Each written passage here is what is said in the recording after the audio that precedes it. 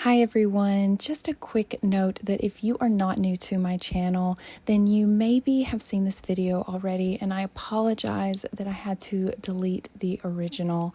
If you have not seen the video, then welcome, and I hope you enjoy it. Welcome to today's video. Come with me for a full morning of homemaking.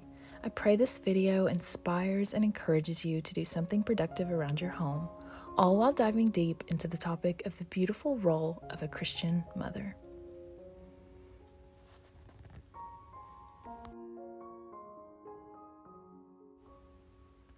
This video starts the night before. I'm prepping breakfast by making my homemade honey wheat bread. This recipe has become a staple in our house, and all it requires is a little warm milk, bread flour, whole wheat flour, honey, salt, and some bread yeast. I set my bread maker to the soft bread setting, but you can always use the whole wheat setting. And I'll have the recipe and the directions in the description below.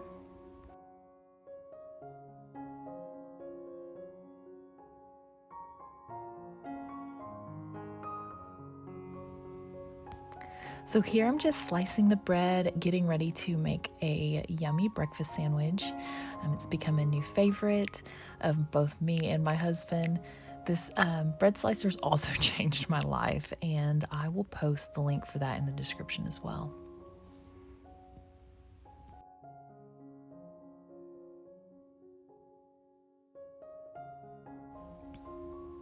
So this breakfast sandwich starts off like an omelet. I just scramble 4 eggs and throw that into the pan, salt and pepper that, and then I lay down 2 pieces of bread.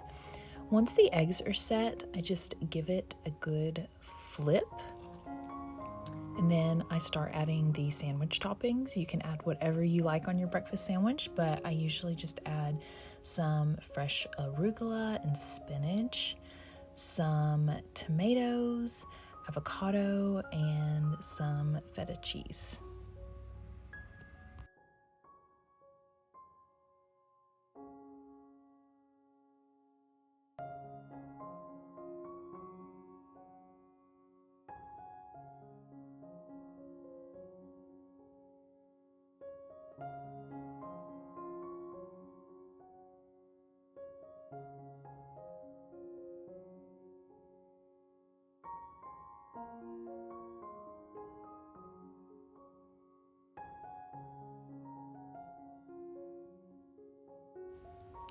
Once you've got all your toppings on, just give it a good flip and turn it upright, and then it's ready to be cut.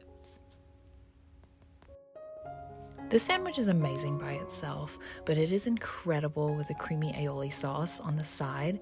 So here I'm just whipping that up with a few really simple ingredients, and I'll be sure to have the recipe for that down below as well.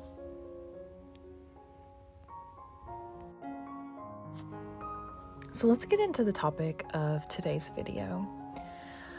When I got pregnant with my son, I was so scared. I hadn't come to Christ yet, and my husband and I were living in the secular world. Looking back, life without God was so hard. It was so anxiety-ridden and confusing, and all I could think about most of the time was myself. I was thinking, how is this going to affect our relationship? What is going to happen to my body? And if I'm completely transparent, I was excited to start this new adventure, but life as I knew it felt ruined in a way, and I mourned my old life.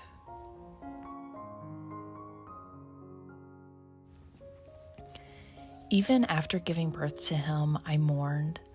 I mourned selfishly. The enemy would fill my mind with negative thoughts about how I missed going out and doing whatever I wanted when I wanted. I missed my perfect body that I beat myself up over and spent hours in the gym over.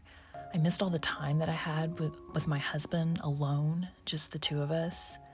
I couldn't see that motherhood was exactly what I needed until looking back in hindsight.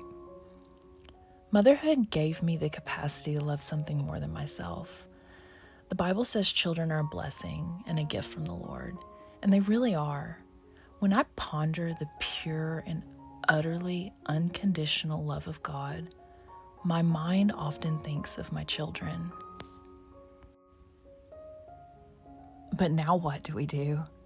We have them, we love them, and as Christian parents, how can we equip them for this crazy world? I ask myself this all the time. What do I want my kids to be like? The Bible talks about us shooting our kids out into the world like arrows.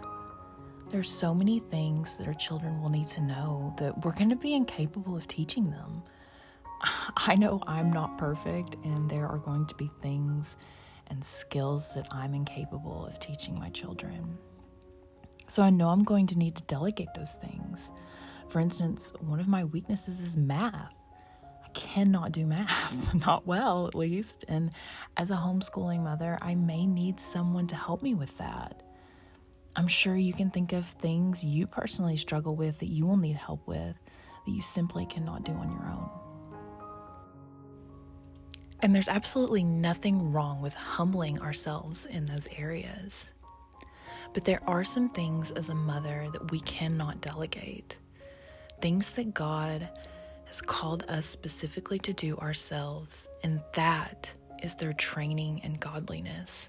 We cannot pawn that off on our church or someone else. Being a Christian mother is to train our children in godliness through personal example. There is a big difference between being a good mother and being a Christian mother. There are many wonderful non-believing people in this world who take incredible care of their children, and I'm sure that you can think of so many people that you know like that. But to be a Christian mother is to raise our children to be knowers and lovers of Christ. 2 Timothy, starting at chapter 1, Paul is talking to Timothy, and it says, I thank God, whom I serve with a clear conscience, the way my forefathers did. And as I constantly remember you in my prayers day and night, longing to see you, even as I recall your tears, so that I may be filled with joy. And this is where it's important. It says, for I am mindful of the sincere faith within you, which first dwelled in your grandmother Lois and your mother Eunice, and I am sure that it is in you as well. For this reason, I remind you to kindle afresh the gift of God which is in you through the laying on of my hands. For God has not given us a spirit of fear, but of power and love and discipline. Verse 5 says Timothy's faith goes all the way back to his grandmother and his mother. And if you're a person of faith, I want you to think about that for a second. Think about the people who have influenced your life, and were they women of faith? This honestly speaks so deeply to my heart, because I know personally I come from a family of women who have a sincere faith, and I honestly get chills all the time thinking about the prayers that were asked of God on my behalf. It's not uncommon for us to want our children to meet goals that we set for them, whether it's sports, academics, getting a great education, and a high-paying job one day. We all want that for our kids, but those goals fall short when it's all said and done. Sure, these things all matter, but faith development should be the top priority. It doesn't mean that we force everything on them, but it does mean that we continue to show them through personal example and push them in that direction of sincere faith, not patterns of organized religion. We need to make sure that our children see our own personal relationship with God so they can navigate how to have one with God on their own. Hebrews 11:16 says, and without faith it is impossible to please him. For he who comes to God must believe that he is, and that he is a rewarder of those who seek him. A sincere faith is someone who puts Jesus over absolutely everything else, and we have to model that as mothers. Luke 14:26-27 says, "If anyone comes to me and does not hate his own father, mother, wife, children, brothers, sisters, and yes, even his own life, he cannot be my disciple.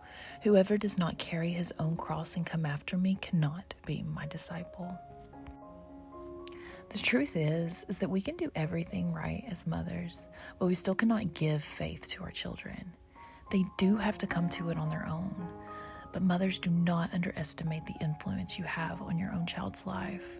So our job is to equip them by living out and modeling a sincere faith. When they see Jesus as your number one priority, there is nothing a child can't face in this life.